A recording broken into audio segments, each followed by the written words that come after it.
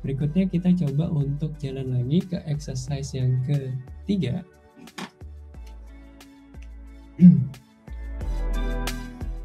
Nah, jadi kalau kita lihat di sini beberapa file yang paling sering di-download dari data itu,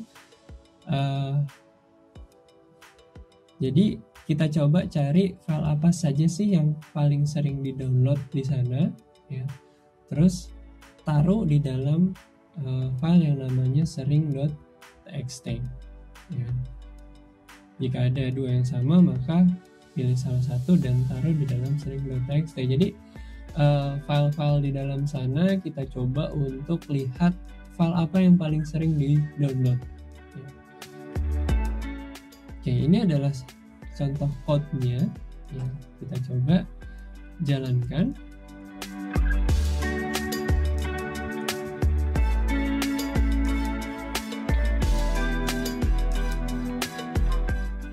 Oke, di awal sama, yaitu head kita ambil dari 335 sampai 7105.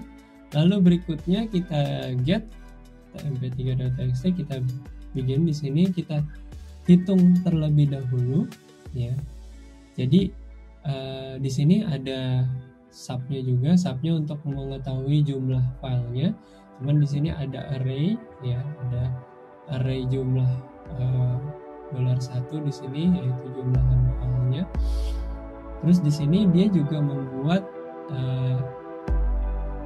array, ya, jumlah download, lebih dari jumlah download, maka jumlah download yang terbesar adalah ini, name sama dengan DL.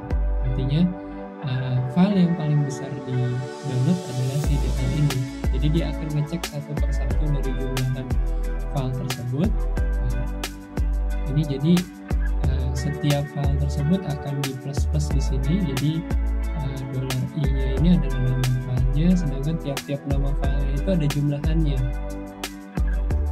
Kalau kita lihat di sini apache.txt, dia ada nama filenya di sini, start image, misalnya Kibana search.png. Di sini ada file size-nya di sini, ya.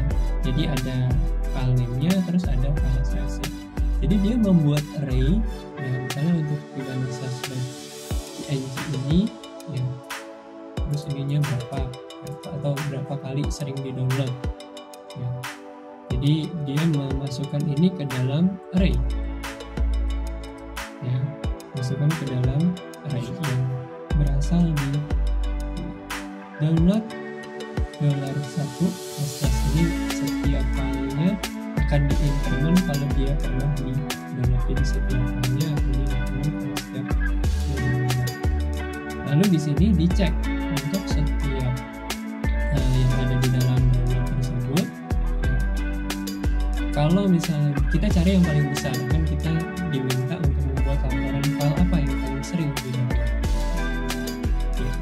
Nah, sekarang kita coba jalankan programnya. Di sini juga ada sub. Nah, sebenarnya kuncinya di sub ini, yaitu untuk meremove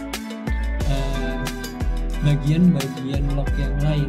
Ya, jadi yang diambil hanya filenya saja atau nama filenya saja. Jadi berapa kali sih file ini disentuh, lalu di-increment di sini, disentuh oleh program ini, lalu dilakukan increment. Ya, memang di sini kita tidak menggunakan while karena secara otomatis dia akan bekerja line by line. Oke, sekarang kita coba jalankan. Plus x train 3.1. Nah, jalankan. Maka dia akan mengeluarkan file yang namanya sering. Oke, berarti yang paling sering di-download di sini adalah favicon.icon. Ya, seperti kita tahu bahwa suatu web itu pasti ada semacam di tab-nya itu ada namanya icon yang menggambarkan website tersebut, dan mungkin ini terdeteksi sebagai yang paling sering muncul. Ya, makanya itu akan dihitung terus-menerus. Di plus-plusnya mungkin paling tinggi tadi.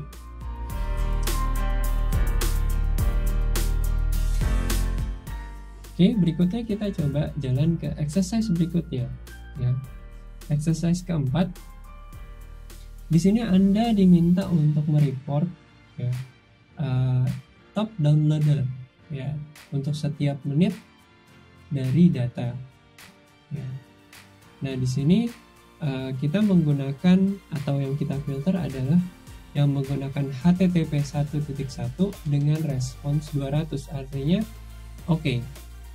Ya, jadi setiap menit itu dilihat siapa saja top downloader dalam 1 menit. Ya. Di sini output yang diinginkan ya, seperti ini. Ada waktu, ada jumlahnya, waktunya dalam menit, ya. Terus ada jumlahnya berapa byte, lalu dari IP address berapa. Ini sangat cukup penting ketika kita sebagai sistem administrator, kita ingin tahu aplikasi kita itu diakses atau siapa saja sih yang paling sering mengakses aplikasi kita dari IP address.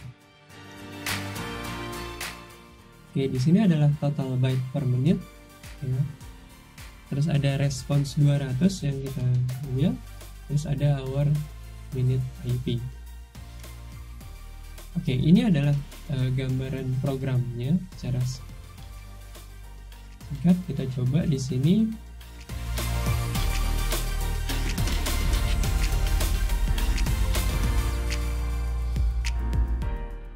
Ya, kalau kita lihat di sini program yang berjalan adalah pertama, kita ambil terlebih dahulu HTTP 11200 ya dari TMP2. Ya, saya langsung ambil dari temporary 2 saja. Terus ada IP maksimal, ada jumlah download. Ya, jadi ada IP maksimal, ada jumlah downloadnya. Terus kita lakukan subtract ya, sub ya, jadi artinya kita replace beberapa hal di sini. 2 kali replace, terus ada total $2 plus sama dengan total $3. Ya, di sini kita perlu beberapa data, yaitu jumlah bytes-nya, kita perlu IP address-nya juga.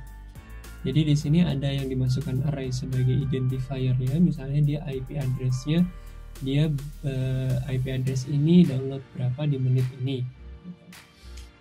Terus di sini jam in total ya, IP maksimum max, terus jumlah download, terus pengguna IP ya, terus pengguna jumlah download, terus pengguna. Ini adalah beberapa laporan atau program yang digunakan untuk melaporkan apa yang nanti kita akan dapatkan. Ya, jadi yang di print di sini adalah jam, total jam, terus IP. Total jam ini artinya jumlah downloadan pada jam tersebut atau pada menit tersebut. Terus di sini ada IP-nya yang paling banyak memiliki atau mendownload paling banyak di menit tersebut. Ya, jadi total jam ini bukan berapa jam, tapi total bytes di dalam jam tersebut. Lalu kita masukkan ke dalam laporan.txt. Oke, kita coba jalankan ya.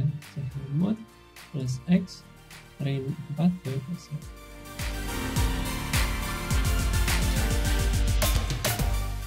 Oke, kita coba lihat di laporan. Ya, ini adalah laporan yang didapatkan. Jadi pada jam, kalau kita lihat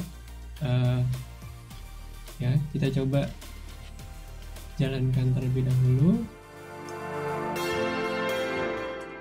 ya, untuk train 4 dataset ini. Tadi mungkin kita coba jalankan lagi. Nah, ini adalah beberapa, ada IP address di sini ya, ada IP address 888 dengan jumlah byte download segini. Jadi ini per menitnya siapa saja yang mendownload cukup banyak ya. Kita taruh semuanya ke dalam laporan.txt ya. Jadi variasi dari yang exercise pertama, exercise kedua, exercise ketiga, dan exercise 4 mungkin cukup meningkat ya kesulitannya. Jadi di sini makin lama kita bisa tahu bahwa ketika kita berurusan dengan I/O atau filtering, shell itu sangat berguna. Ya, kalian juga bisa menggunakan hal ini untuk kalian menggunakan programming language. Tapi pertama kalian harus melakukan kompilasi terlebih dahulu. Kalian harus mengeksekut binary-nya. Ya, jadi ada dua proses yang bisa dilewati oleh scripting language di sini. Salah satunya shell, yaitu kita bisa langsung masuk ke dalam I/O-nya secara lebih cepat dibandingkan kita menggunakan programming language. Oke, itu untuk yang exercise ke-4. Nah, berikutnya kita akan sedikit berurusan dengan hardware pada exercise ke-5 ini. Ya. Kenapa? Karena di sini di exercise ke-5 kita ingin mendeteksi network kita itu up atau down. Ya. Jadi istilahnya kabelnya itu sudah masuk ke dalam Ethernet portnya atau belum. Ya. Analoginya adalah seperti itu.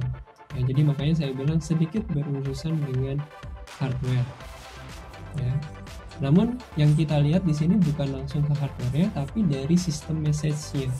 Apakah port tersebut up atau down? Ya. Oke, sekarang kita coba lakukan. Ya.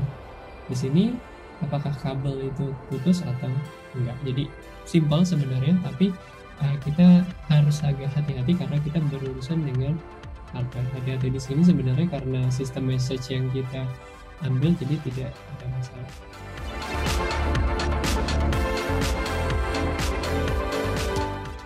Oke, yang kita lakukan di sini, program ini akan berjalan secara terus-menerus. Ya, terus-menerus di sini adalah while true, artinya forever loop untuk mendeteksi ke bagian hardware tersebut untuk memantau hardware tersebut isinya apa. Ya, terus di sini gunakan if, ya, terus gunakan sleep, terus gunakan link itu up atau link tersebut down dari kernel message. Jadi kita langsung mengambil dari kernel message. Ya, jadi ini adalah programnya. Ya, jadi kalau kita coba untuk lihat di sini saya menggunakan VirtualBox ya. Kalau yang tadi saya menggunakan komputer real, yang ini saya menggunakan VirtualBox untuk mensimulasikan tadi kabelnya itu diputus atau tidak. Ya, kita bisa menggunakan VirtualBox. Oke, saya coba tunjukkan di sini ya. Oke, ini adalah VirtualBox OVA saya ya. Di sini adalah program saya yang train5.sh. Nah, kita coba lihat sama-sama programnya. Di sini ada while true. While true ini akan forever loop, ya, dan dia akan forever loop untuk melakukan printing dMessage di sini. Ya, kalau kita lihat dMessage itu apa, kita bisa lihat. Kita coba lihat dMessage. Ya, ini adalah kernel message dari seluruh perkakas atau bisa dibilang hardware yang statusnya bisa kita lihat di sini. Nah, yang mau kita lihat di sini adalah Ethernet port. Ya, biasanya Ethernet port digambarkan dengan yang namanya grep E1000 di sini. Nah, di sini E1000 ada catatannya. Ya, E1000 is up 1000 megabit per second full duplex. Ya.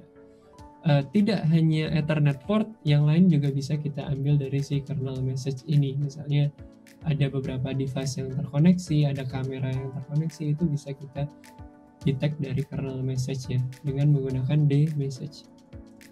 dMessage ya, kita bisa lihat manualnya, the kernel ring buffer. Oke. Nah, kita sekarang coba lihat di sini ya. Yang bisa mendeteksi dia up atau down adalah ini. Apakah dia up ataukah dia down. Jadi kalau nggak up ya down. Berarti kita mau mendeteksi ini, kita sudah grab E1000, terus kita bisa melakukan filtering lagi di sini. Filteringnya adalah dengan cara ya kita coba atur, kita ambil coba dari train 5.sh, kita ambil DMSH dari sini.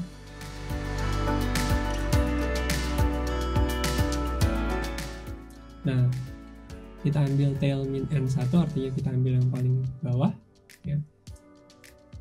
Entah itu up atau itu down ya. Jadi kita mau ambil apakah itu up, apakah itu down. Jadi kalau dia up, ini kan sekarang lagi up nih ya, maka dia akan mengeluarkan up. Kalau down nanti dia akan mengeluarkan down. Oke, nah sekarang kita coba jalankan, tapi jangan via, ini kan saya pakai putih ya. Kalau pakai putih kan berarti kita melakukan SSH lewat jaringannya dia. Nah, karena kita lewat jaringan, kalau jaringannya diputus atau kabelnya diputus, kan otomatis kita nggak bisa melakukan apa-apa. Contohnya begini, kalau kita putuskan kabel di sini, nah, misalnya kita putuskan kabelnya di sini. Di sini saya sudah mengetik tapi tidak bisa melakukan apa-apa. Ya. Jadi saya sudah mencoba untuk mengetik tapi di shell ini hang up atau tidak ada respon. Maka saya akan langsung ke dalam programnya. Ya.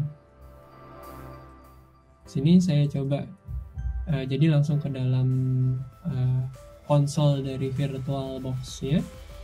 Nah, kita coba jalankan train 5.sh.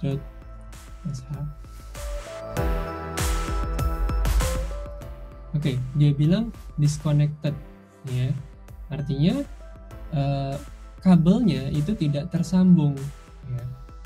Nah, saya coba, ini kan dia forever loop nih sebenarnya. Dia looping terus menerus mengontrol DMSH yang tadi.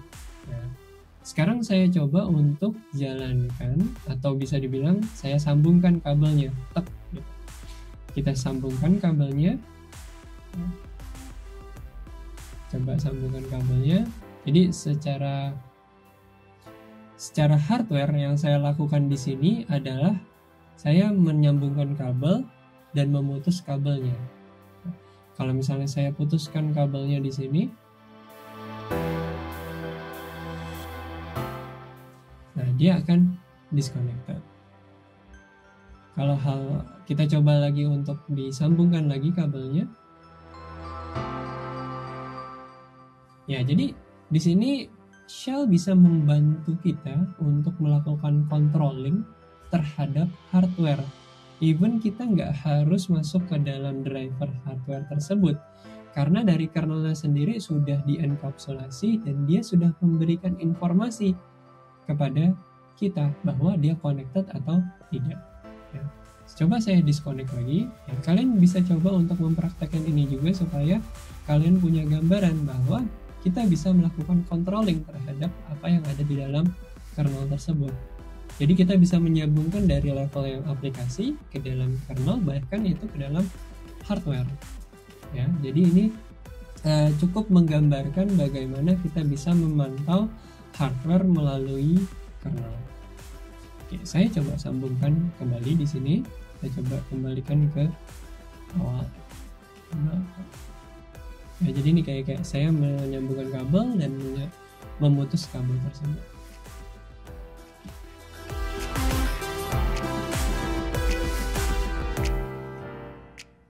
Oke, ya, jadi silahkan kalian coba untuk praktekkan tutorial-tutorial ini dan kalian coba beberapa eksperimen ya. Kalian coba runtut dari awal sampai akhir, filterisasinya, kalian bisa remove beberapa code untuk melihat proses-proses awalnya terlebih dahulu.